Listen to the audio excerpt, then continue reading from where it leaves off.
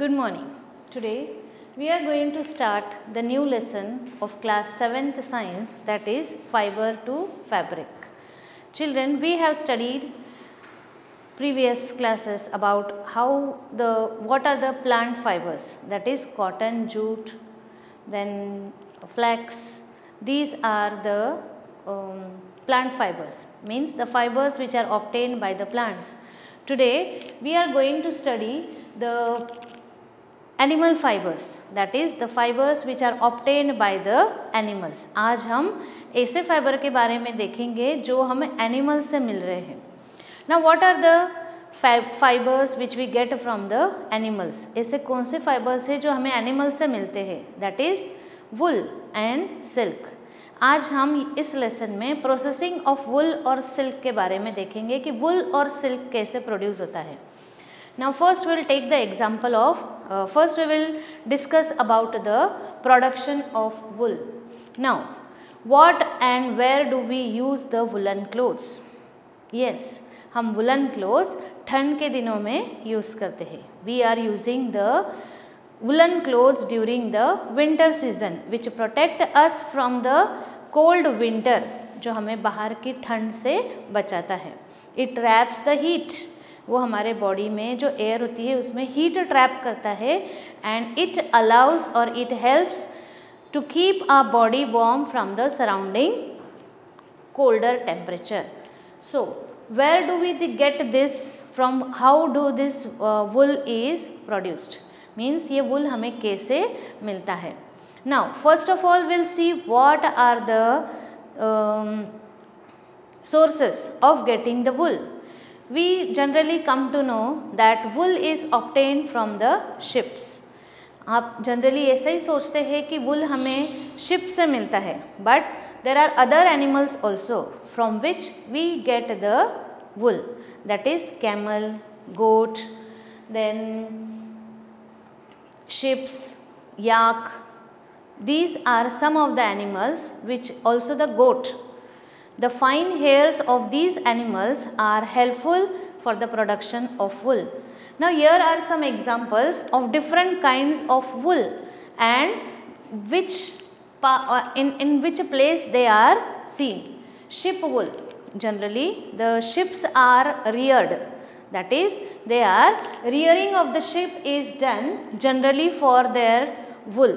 Ships को generally reared किया जाता है फॉर द प्रोडक्शन ऑफ वुल.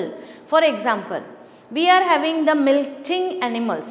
हम डोमेस्टिक एनिमल्स में बफेलोज एंड काउस, बफेलोज और काउस को हम क्यों वी आर रियरिंग और we are farmers are having the cattles for the production of milk. गाय और भैंस को हम क्यों पालते हैं, क्योंकि उनसे हमें क्या मिलता है, we get the milk. So the ships are reared for the production of the wool. उनके hairs से जो wool मिलता है that is used in the production of wool. So the ship wool is generally used in Tibet and Ladakh. In Tibet and Ladakh the wool is reared generally by the ships. From the ships the wool is taken out. The Angora wool. Angora wool is taken from the Angora goat. From the Angora goat, Angora goat के ऊपर के जो hairs होते हैं that is generally seen in Jammu and Kashmir.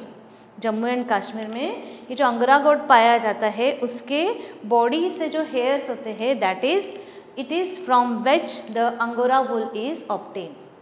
Now the Kashmiri goat, the goat which is found generally in the Kashmir, that is in the Kashmir. So that hairs of that goat, that is the goat hair, they are very fine. The hairs of that goat are very fine and that fine hairs, इतने नाजुक और मुलायम उनके बाल होते हैं. With that help of that goat hairs, the famous pashmina shawls, the pashmina shawls are very costly.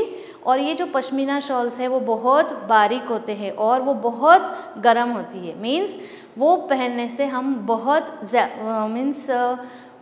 ज़्यादा ठंड अगर होगी तो it can be controlled by using the pashmina shawl. It is weightless as well as very fine and very soft to touch.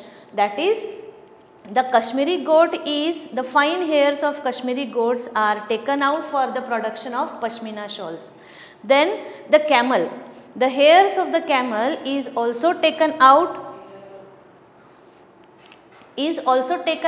for the production of wool. In the llama and alpaca, llama and alpaca are some of the camels which are seen in America, and in that, from there, llama and alpaca are used for the production of wool.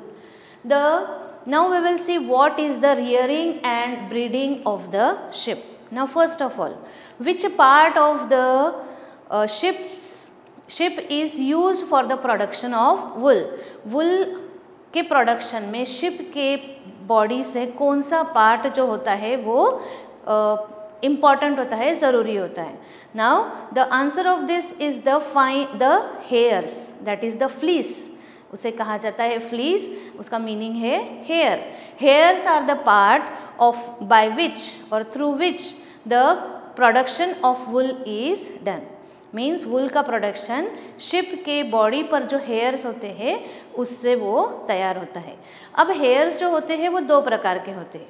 Now if you touch your own hairs, that is which are present on your head as well as on your body, अपने body पे भी we also have two types of hairs. That is हमारे जो सिर के बाल होते हैं वो कोर्स हेयर होते हैं, कोर्स हेयर एंड थोड़े से कड़क होते हैं, और बॉडी के जो पूरे बॉडी में जो हेयर्स होते हैं वो थोड़े मुलायम होते हैं, they are fine hairs. So like this only the ship's body also has two types of hairs. इसी प्रकार शिप के बॉडी में भी दो प्रकार के हेयर होते हैं. एक होता है कोर्स हेयर और दूसरा होता है fine hairs near the skin. Skin के नीचे जो स्किन के पास वाले जो हेयर्स होते हैं दे आर फाइन, और जो ऊपरी हिस्सा होता है they are the coarse and they are little harder than the fine hairs. So the ships are selected. Some of the ships only have fine hairs. कुछ शिप्स के जो होते हैं हेयर्स जो होते हैं वो फाइन हेयर्स होते हैं, मतलब पतले वाले और मुलायम हेयर्स होते हैं, और कुछ शिप्स में कोर्स हेयर होते हैं, मतलब मोटे और थोड़े से कड़क वाले उनके बाल होते हैं. तो ये जो शिप्स का डिवीजन होता है वो according to the hairs, means according उनके कैसे हेयर्स है, according to that selective sheeps are taken for the breeding of the animals. Breeding of the animals you will study it in the higher classes, but for now you should know what is selective breeding. आपको यहाँ पर केवल इस चीज़ का ध्यान रखना है कि सिलेक्टिव ब्रीडिंग क्या होता है. कुछ सिलेक्टेड क्वालिटी, मतलब शिप की जो क्वालिटी है उसमें होते हैं सिलेक्टिव ब्रीडिंग में. यहाँ पर उसकी सिलेक्टिव क्वालिटी हमने ली है फाइन हेयर. अगर एक कोई शिप है, उस शिप के हेयर्स फाइन है, मतलब उसके हेयर्स जो है उसके बॉडी के बहुत मुलायम है और बहुत पतले हैं, तो उस शिप का दूसरे शिप के साथ ब्रीडिंग किया जाता है. फॉर द रिप्रोडक्शन उनका ब्रीडिंग किया जाता है. जो उनके ऑफस्प्रिंग्स आएंगे, मतलब उनके जो छोटे छोटे बच्चे होंगे, that will be also with the fine hairs. तो उनकी जो जनरेशन चलेगी वो जनरेशन में वो जो फाइन हेयर्स वाले शिप का प्रोडक्शन होगा.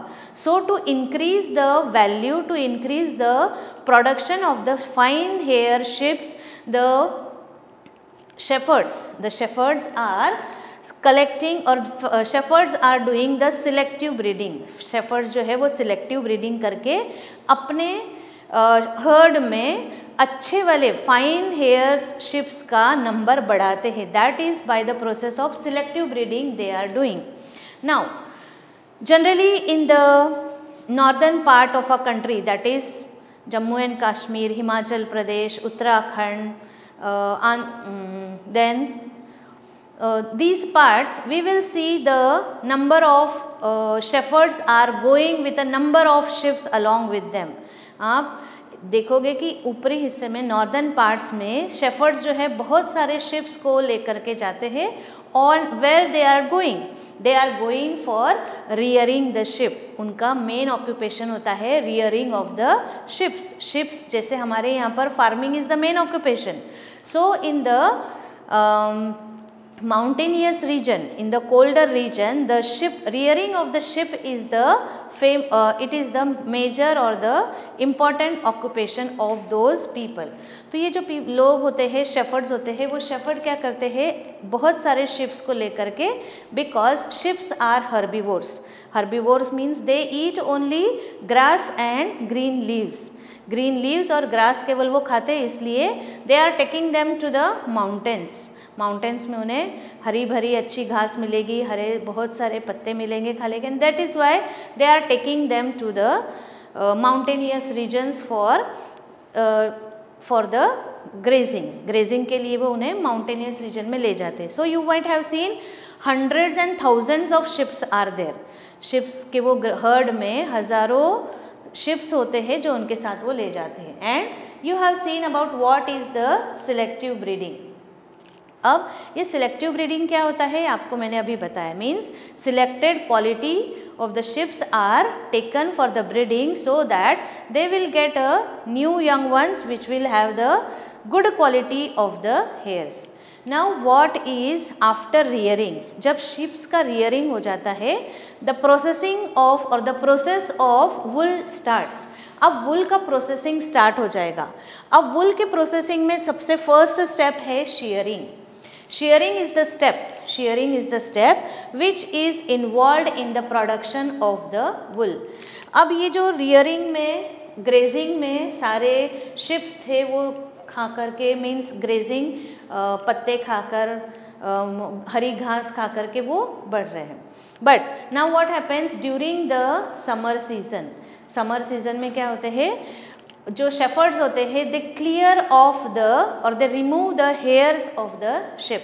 वो शिप के जो बाल होते हैं वो रिमूव करते हैं. How do they cut? Nowadays they are cutting it with the help of machines. Nowadays they are cutting or removal of the hairs with the upper layer of the skin. Means skin के साथ उनके hairs जो होते हैं वो निकाले जाते हैं. And this process of removal of the hairs is called as a shearing. जैसे हम बाल काटते हैं तो हमें कुछ लगता नहीं है. As your father is shaving, that time it doesn't hurt. Like that only when the shearing is done.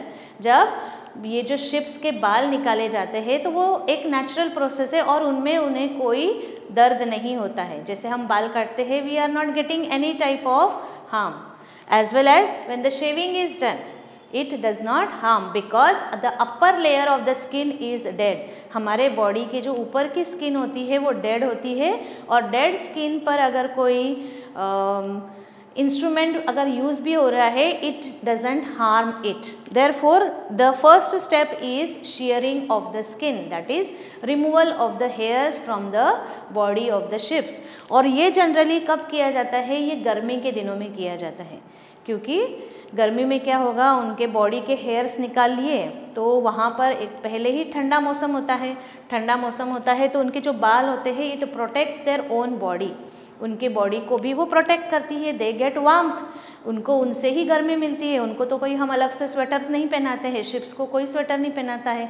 तो जनरली ये जो शेयरिंग का काम होता है ये होता है गर्मी के दिनों में, ताकि उनको ठंड का सामना नहीं करना पड़े. Then after that the second step is scouring. Second step जो होती है दैट इज स्काउरिंग. अब ये जो सारे शिप्स के बाल काट के रख दिए हैं, उनको बड़े बड़े वाटर टैंक्स में पूरी अच्छी तरह से साफ़ करना या धोना. मतलब ये जो शिप्स के बाल निकाले गए हैं, उन बालों को बड़े बड़े पानी के टैंक में डालकर धोना, ताकि शिप के हेयर्स में जो डस्ट है, ग्रीस है, ऑयल है, वो पूरा साफ़ हो जाए. हम तो रोज़ नहाते हैं फिर भी हमारे बॉडी पर मैल हो जाता है. शिप्स को तो कोई साबुन और शैम्पू लगाकर तो कोई नहलाता नहीं है, तो उनके बाल तो गंदे होंगे ही. तो उनको धोने के लिए ये second step is called as the scouring. वो किया जाता है ताकि उनके जो बाल होंगे वो बालों को अच्छी तरह से धोया जाए. Then the third step is sorting. अब सॉर्टिंग, अब शेफर्ड के पास कोई एक शिप तो है नहीं, उसके पास number of ships is more than 500, 600 up to 1000, more than that also. अब वो सारे शिप्स के सॉर्टिंग किया, मतलब जब शेयरिंग करते हैं सारे हेयर्स एक साथ मिक्स होते हैं. कोई वो एक शिप का अलग पॉलीथीन में बांध के रख दिया, दूसरे का अलग किया, ऐसा नहीं करते. सबका एक साथ वो इकट्ठा उसको शेयर करते हैं. स्काउरिंग मतलब अलग अलग थोड़ी धोएंगे, इतने बड़े टैंक्स में एक साथ सारे हेयर्स वो धोते हैं. अब ये सॉर्टिंग में क्या किया जाता है, डिफरेंट टेक्सचर्स आर सेपरेटेड. मतलब कोई शिप जो है जिसके बाल कोर्स है, किसी के फाइन हेयर्स है, तो ये अलग अलग टेक्सचर के जो हेयर्स होते हैं उनको निकाला जाता है, मतलब उसको डिफ्रेंशिएट किया जाता है. अब ये जो सॉर्टिंग का थर्ड स्टेप है, this step is very dangerous. ये जो स्टेप है, ये जो third step of the processing of wool is very hazardous, because you know these ships hair contains number of bacterias. इनके बॉडी में, इनके हेयर्स में बहुत सारे बैक्टीरियाज होते हैं, specially the bacteria called as the anthrax. इनके बॉडी के हेयर्स पर एंथ्रैक्स नाम का एक बैक्टीरिया होता है जो बहुत ज़्यादा पनपता है. एंड रिमूवल ऑफ दिस, और सॉर्टिंग में इनको हाथ से ही फार्मर्स, ये शेफर्ड्स को वो करना पड़ेगा. Nowadays sorting is done by the machines, but in olden days it was done with the help of the manually by the shepherd. So this bacterium anthrax used to come in contact with the shepherd. तो ये bacteria का contact जो है ये shepherd's के साथ होता था.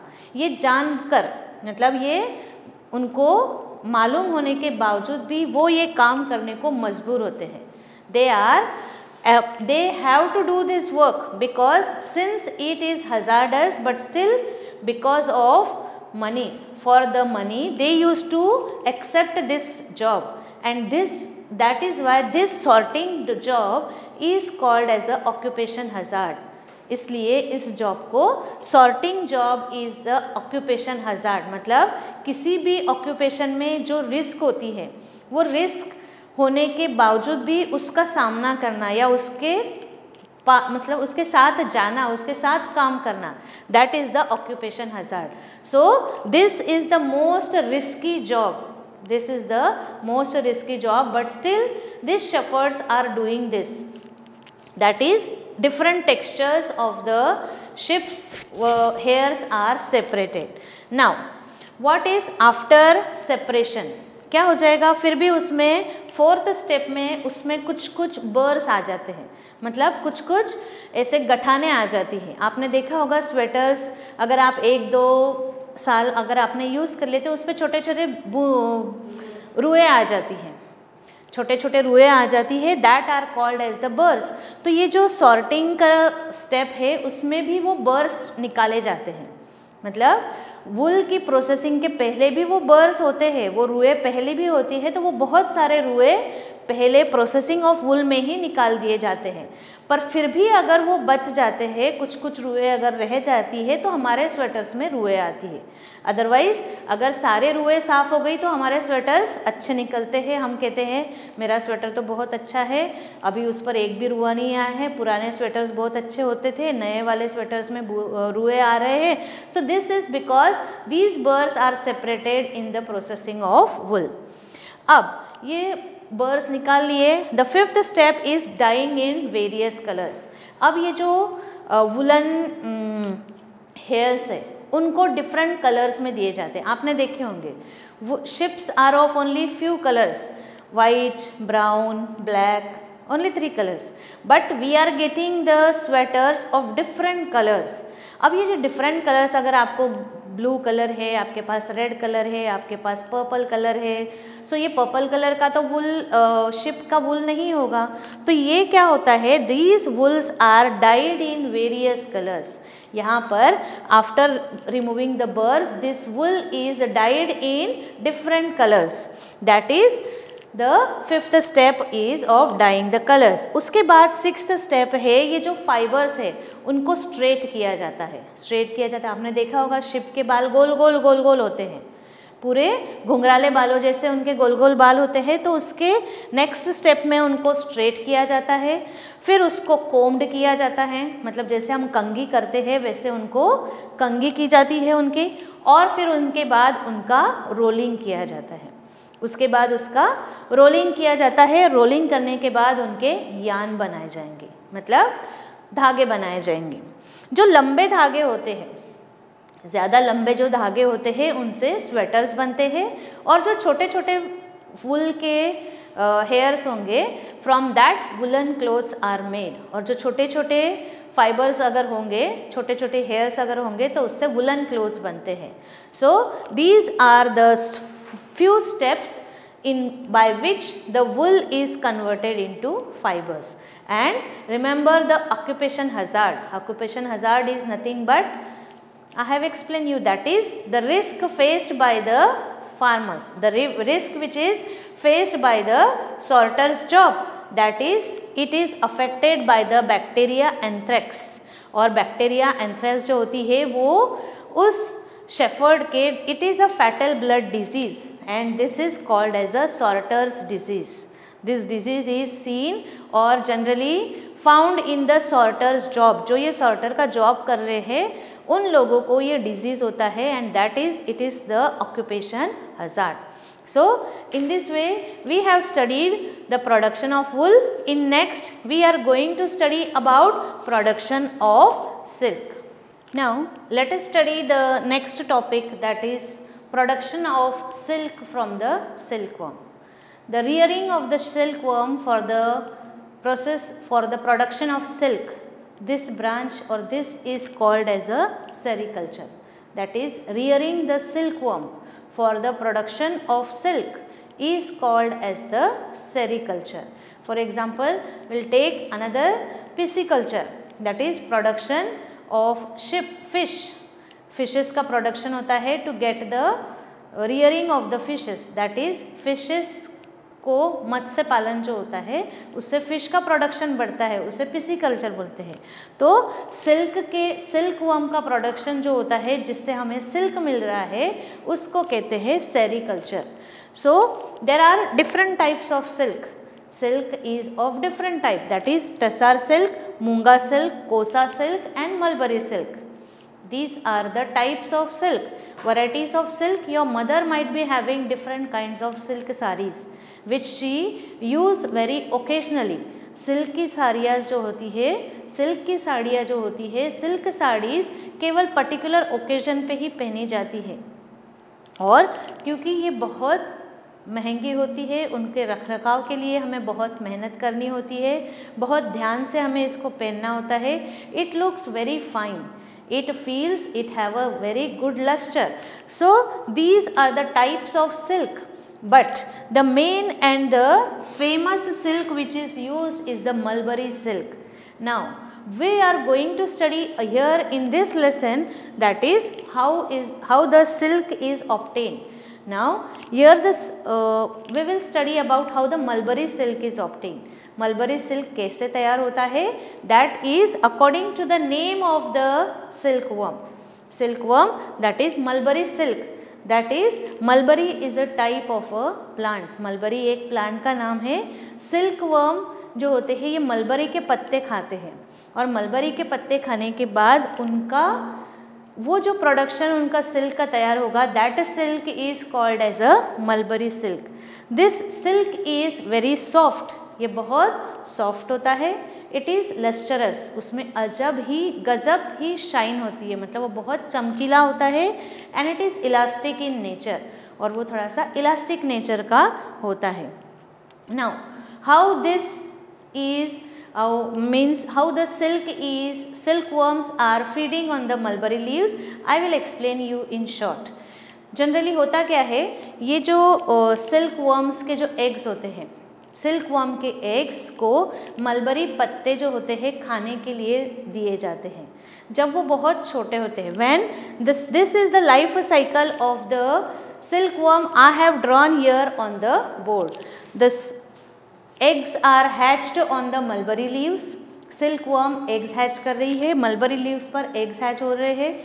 जब वो एग्स हैच कर देंगे, जब वो एग्स दे देंगे। उसके बाद कुछ दिनों के बाद उसमें से कैटरपिलर या लार्वा बाहर आएगा।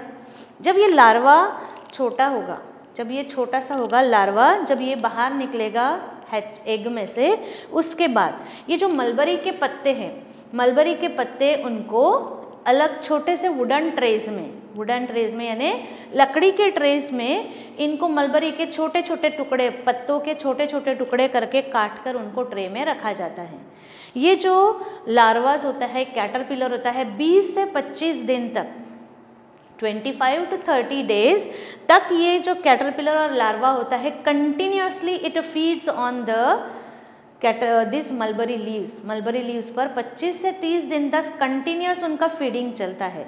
और 20-25 दिन में ये इतने बड़े हो जाते हैं कि now they are ready to produce the silk. 20-25 दिन में ये बड़े हो जाते हैं and they are now ready to produce the silk. तो वो अपने आप में क्या करते हैं, अपने आप के बाहर एक नेट बना लेते हैं, एक छोटा सा जाल बना लेते हैं और उस जाल में सिल्क का उनके बॉडी में से प्रोटीन निकलता है। Their body is secreting the protein, their body is secreting protein. ये जो प्यूपा होता है वो अपने बॉडी में से प्रोटीन सिक्रेशन होता है और जब वो प्रोटीन को when it comes in contact with the air, जब वो एयर के साथ कांटेक्ट होगा तो वो प्रोटीन हार्ड हो जाएगा and it will form the cocoon, और फिर उसका ये ककून तैयार हो जाएगा and this cocoon is the production of the silk. ये जो ककून है ये सिल्क का प्रोडक्शन है। तो अब ये जनरली होता कैसे है? Now this is the life cycle which I explain you. Now let me explain कि ये प्रोडक्शन कैसे किया जाता है। इसके लिए फार्मर्स को एक रूम को उनको अच्छे से करना होता है, उस रूम का टेम्परेचर मेंटेन करना होता है सो दैट ये एग्स में से मतलब शुरुआत में इनको मॉइस्ट, मतलब थोड़ा सा जब ये एग्स होंगे तो उनको गर्माहट के लिए वहाँ पर उनको हीटर्स लगाने पड़ेंगे। Because of that warmth eggs, the larva will hatch from the eggs, क्योंकि गर्माहट से ही ये एग्स में से लार्वा बाहर निकलेंगे। फिर जब ये लार्वाज हो जाएंगे तो उनको हीटर निकालकर वहाँ पर कूलर्स लगाने पड़ेंगे ताकि उनको थोड़ी सी ठंडक मिले। तो ये इनका जो प्रोडक्शन होता है, ये लार्वाज जो होते हैं पर्टिकुलर बॉक्सेस में, वुडन के बॉक्सेस के ट्रेस जैसे उनको वहाँ पर उस ट्रेस में इनको रखना होगा और ये ट्रेस में रख करके वहाँ पर उस ट्रेस में उनको मलबरी लीव्स काट काट के डालने होंगे and these feed continuous 24 hours. इनको 2 बार खाना दे दो और ये हो जाएंगे। जैसे हम 2 बार खाना खाते हैं, 3 बार 1-2 बार नाश्ता कर लिया, 2 बार खाना हो गया, हमारा खाना हो जाता है। पर ये जो कैटरपिलर होते हैं सिल्कवर्म के, वो 24 आवर्स फीड करते हैं लीव्स के ऊपर, तो इनको 24 आवर्स इनको खाना देना पड़ता है। So continuously the leaves are given to them और 20 से 25 दिन के बाद ये सिक्रीट करते हैं प्रोटीन्स, मीन्स प्रोटीन्स उनके बॉडी में से निकलता है। When it comes in contact with the air it becomes hard and it forms the cocoon, और फिर वो एट की स्ट्रक्चर में अपने आप के बॉडी में वो ककून तैयार करता है। अब ये जो ककून है, ये ककून इज रेडी। नाउ ये ककून जो है, उस ककून को गर्म पानी में, मतलब उबलते हुए पानी में ये सारे ककून्स इकट्ठे डाले जाते हैं। ककून्स डालने के बाद क्या होगा, इट विल रिमूव, और जो सिल्क फाइबर्स है वो लूज होंगे and then these fibres are reeled. इस फाइबर्स का रील बनाया जाता है, जैसे हम धागे की गट्टी बनाते हैं। ये कंटिन्यूस एक सिंगल धागा होता है इस ककून का। तो इसमें ज़्यादा मीन्स मेहनत वाला ये काम नहीं है। जो ककून होता है उसका एक धागा मिल गया तो उससे आसानी से रीलिंग का काम हो जाता है। रीलिंग हो जाएगा, उसके बाद डाइंग किया जाता है। डाइंग किया जाता है मतलब it is converted, it is died into different colours, और ये सिल्क हमें जो कलर्स चाहिए उस कलर में हम इसे डाई कर सकते हैं and we can obtain the silk cloth. Now children, this silk fiber is more stronger than the steel fiber. जो हमारा स्टील का तार होता है उस तार से भी ज़्यादा स्ट्रॉन्ग ये सिल्क का फाइबर होता है, because it is made up by the secretion of the proteins from the silkworm. Silkworm के बॉडी में जो प्रोटीन सिक्रेशन होता है उससे ये सिक्रेट होता है, that is why it is more harder. So this you will study in higher classes why this is more harder like that than the steel fibre. So in this way this is the life cycle of the silk moth, how it is the silk is produced, how the cocoons are formed. Behind this there is a small story of the discovery of the silk, that is the Empress Sai Lang Chai of China. China की जो महारानी थी वो एक बार ऐसे बैठे हुए थे और एम्परर ह्योंग टाई, एम्परर वहाँ के जो राजा थे, उन्होंने कहा कि उनके जो किंगडम में जो एक उनके पैलेस में जो वहाँ पर गार्डन में एक मलबरी ट्री लगा हुआ था, उस मलबरी ट्री में कुछ सफ़ेद सफ़ेद means something is wrong with that mulberry tree. तो एम्प्रेस ने वहाँ जा कर के उसके बारे में जांच किया तो उन्हें पता चला कि एक दिन वो वहाँ पर चाय पी रहे थे, नीचे उनके चाय में ऊपर से एक ककून गिरा था. चाय में ककून गिरा था तो चाय के कप में वो गरम चाय थी, गरम चाय में ककून गिरने की वजह से वो जो सिल्क फाइबर थे वो लूज़ हो गए और उन्हें वहाँ पर इस तरह सिल्क का इन्वेंशन, सिल्क का जो ये हुआ production, it started from China. पर उन्होंने ये लगभग 100 to 120 ईयर्स दुनिया से छुपा कर रखा. And in this way China was producing the silk for many years and was selling. So this is the small story behind the discovery of the silk which was discovered in China. Thank you.